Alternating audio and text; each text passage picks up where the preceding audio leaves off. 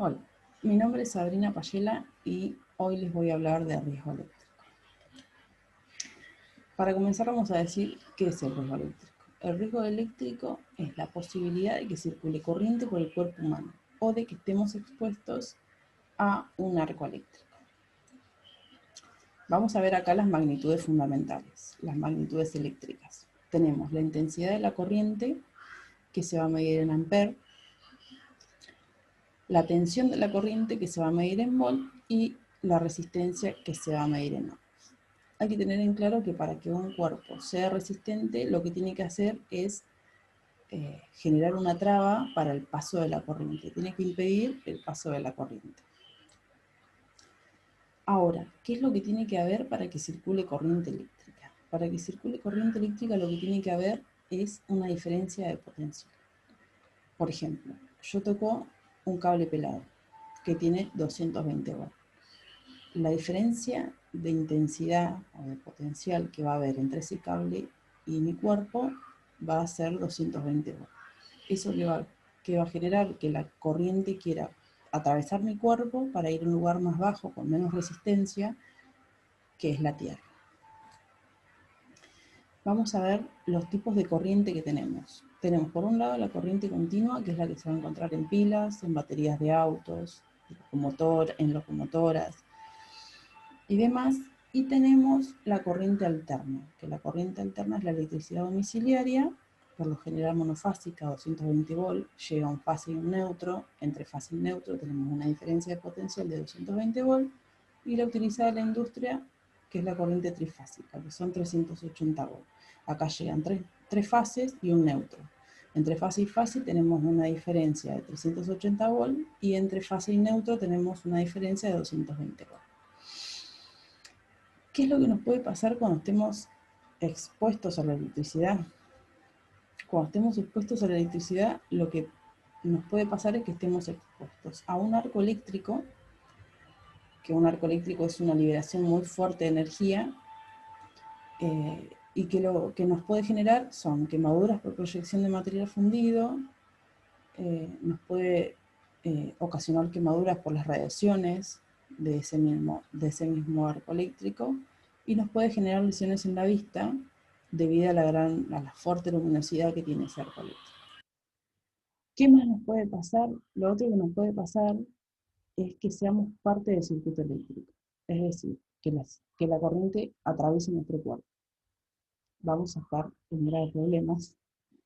Y acá tenemos 5 consecuencias que nos pueden pasar por ser parte del circuito. Podemos sufrir electrización, que es cuando, por ejemplo, la famosa me pegó una patada. La corriente va a generar impulsos eh, en los músculos que nos va a expulsar de lo que estamos tocando, que está con corriente. Tenemos la tetanización, que es cuando los músculos se quedan apretados y no podemos manejarlos, y nos quedamos agarrados a eso que tiene corriente, porque no, somos incapaces de controlar nuestros músculos. Tenemos el paro respiratorio, que va a pasar cuando la corriente atraviesa el cerebro, la asfixia, cuando la corriente atraviesa el tórax. Tenemos la fibrilación ventricular, que acá es cuando el corazón deja de bombear y vibra. Estamos en problemas. Ahora nos vamos a preguntar con qué intensidad de corriente, con qué tiempo, cuándo nos puede pasar, o cómo fijarnos la peligrosidad del tiempo de exposición a una determinada intensidad de corriente. Acá tenemos este gráfico que nos va a mostrar del lado derecho, vertical, el tiempo de exposición en milisegundos, y abajo nos va a mostrar la intensidad de la corriente. Este cuadro tiene 4 zonas con consecuencias por el paso de la corriente por el cuerpo humano. Podemos ver que con un tiempo relativamente bajo, 2 segundos, a una intensidad de la corriente de 10 mA, ya vamos a estar en el umbral de no soltar. Y por el mismo tiempo, 2 segundos, a unos 40 mA, vamos a estar ya con el umbral de fibrilación. Es decir, que a un tiempo relativamente bajo, con una intensidad de corriente relativamente bajo, vamos a tener consecuencias graves.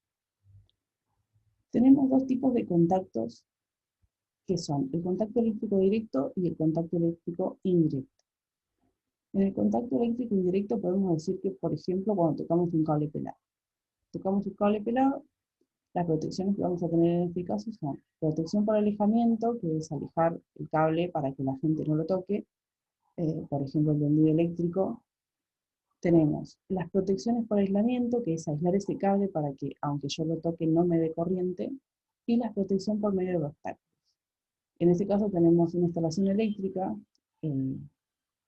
un tablero eléctrico, mejor dicho, que tiene una puerta y cuando la abrimos tiene una contratapa. La contratapa no nos va a permitir que nosotros nos acerquemos a la parte con corriente, es decir, a los bornes, ni a nada que tenga corriente. Después tenemos el contacto eléctrico indirecto. El contacto eléctrico indirecto es cuando tocamos algo que no nos tiene que dar corriente y nos da corriente. Por ejemplo, la heladera de casa, lavarropas, cosas así. En este caso, las protecciones que vamos a tener es, por ejemplo, la puesta a tierra. También tenemos protección pasiva y protección activa. Pero primero vamos por la puesta a tierra. La puesta a tierra tenemos la resolución 900 del 2015 que establece el protocolo de medición y continuidad que debe tener la puesta a tierra. Por ejemplo, en una puesta a tierra domiciliaria la resistencia no puede ser superior a los 40 ohms. En esta resolución va a decir qué se mide, cómo se mide, cada cuánto se mide y demás. La puesta a tierra consta básicamente de una jabalina de cobre enterrada en el piso y tiene que ir conectada al circuito eléctrico de toda la instalación de la casa, a la tercera patita. Eso es, ahí va el cable de puesta a tierra. La puesta a tierra, que acá en la instalación domiciliaria tiene, no supera los 40 ohms de resistencia, que es una resistencia muy pero muy baja, ¿qué va a hacer? Va a ser un camino fácil para la electricidad. La corriente siempre va a buscar el camino más fácil. Entonces, hacer tan baja la resistencia de esta puesta a tierra, que va a hacer que la corriente quiera pasar por ahí y no, por ejemplo, atravesarnos a nosotros. Esto es muy importante porque cualquier falla eléctrica que tenga algún aparato y esté despidiendo corriente, nosotros lo vamos a tocar y no nos va a hacer nada porque va a ser tan baja la resistencia que tenga la puesta a tierra que la corriente eléctrica va a querer ir por ahí en vez de pasar por nosotros, que vamos a poner una resistencia mayor. Después tenemos la protección pasiva. En la protección pasiva, por ejemplo, vamos a tener el doble aislamiento, que en los artefactos, en las herramientas y demás, el fabricante va a poner este logo que va a indicar que tenemos una doble aislación y no nos va a dar corriente. Podemos usar superficies aislantes, madera, goma y demás, para no estar en contacto con la tierra y que la corriente no quiera atravesar. Lo otro es utilizar la tensión de seguridad, que son 24 volts. Con esta tensión no hace falta trabajar con protecciones. ¿Por qué? Porque el cuerpo va a tener la suficiente resistencia como para que esa corriente no nos atraviese. Después tenemos separación de circuitos y conexiones equipotenciales, que es conectar los equipos entre sí para que todos funcionen a la misma intensidad. La otra protección que vamos a tener es la protección activa. La protección activa, en este caso vamos a hablar del disyuntor diferencial. El disyuntor diferencial es este dispositivo que lo que va a hacer es cuidar la vida de las personas, de las descargas eléctricas. Lo que hace básicamente este aparato es comparar la intensidad de entrada con la de salida. Si todo funciona correctamente, la intensidad que sale y la que entra van a ser iguales. Entonces va a seguir permitiendo que pase la corriente. Ahora, si por esas casualidades hay alguna falla y hay alguna pérdida de corriente en el camino del circuito, va a haber una diferencia de intensidad y lo que va a hacer este aparato es cortar la electricidad. Va a saltar el botón, va a saltar esta teclita y va a cortar la electricidad. Cada un mes es importantísimo revisar que funcione bien este dispositivo. ¿Cómo lo hacemos? Este dispositivo incorpora un botón de test, un botón de prueba, que lo que hay que hacer es tocarlo y tiene que saltar, tiene que bajarse esta llavecita. Eso va a decir que este artefacto está funcionando bien, que este dispositivo está funcionando bien y que todo está en orden. Si nosotros tocamos este botón de test en algún momento y no salta y no se corta la corriente, está funcionando mal y es importante que lo cambiemos cuanto antes, ya que esto cuida la vida de las personas. Ahora vamos a ver la otra protección activa que tenemos, que es, por ejemplo, la llave termomagnética. La llave termomagnética, a diferencia del disyuntor diferencial, lo que va a hacer es cuidar la instalación eléctrica y los artefactos. ¿Cómo funciona?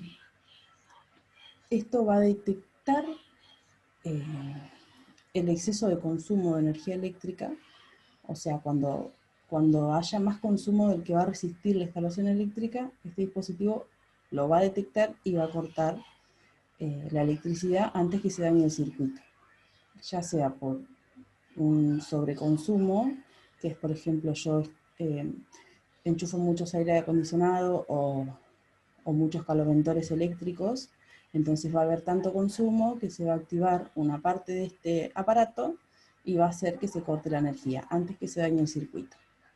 O puede ser por un arco eléctrico. Descarga tanta energía que lo va a detectar y va a cortar, va a saltar la térmica, digamos, va a cortar la electricidad. Es muy importante, ya que protegen para cosas distintas, tener tanto el disyuntor como la llave termomagnética. Las dos cosas hay que recordar que sirven para cosas distintas. El disyuntor para la vida de las personas y la llave termomagnética lo que va a cuidar es la instalación y los artefactos de la casa o del lugar que sea.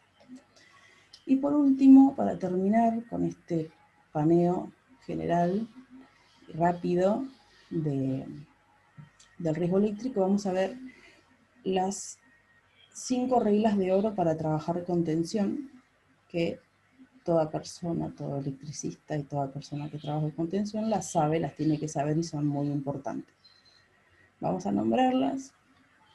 Y acá primero tenemos el corte efectivo de todas las fuentes de tensión. O sea, hay que cortar todo suministro eléctrico para trabajar en ese lugar. Después el enclavamiento. Esto es muy importante porque por ahí cortamos la energía para trabajar en un lugar y viene alguien y dice, uy, se cortó la luz, te levanta la térmica. Y ahí vamos a estar en problemas. Así que hay que ponerle un candado, tenemos la llave nosotros, nos aseguramos que nadie nos va a habilitar la corriente eléctrica. Verificar la ausencia de tensión mediante los aparatos que vienen para esto. Puede ser que la corriente venga de otro lado, así que es importantísimo fijarnos la ausencia de tensión con los aparatos para medir. Después tenemos la puesta a tierra y cortocircuito del lugar a trabajar o de la máquina. Y por último, la señalización de la zona. Estas son las 5 reglas de oro. La conoce toda persona que va a trabajar con electricidad y son muy importantes para evitar o para reducir el riesgo eléctrico. Sabiendo a qué estamos expuestos, cuáles son las protecciones que tenemos y saber estas 5 reglas de oro nos van a bajar mucho la probabilidad de sufrir un riesgo eléctrico.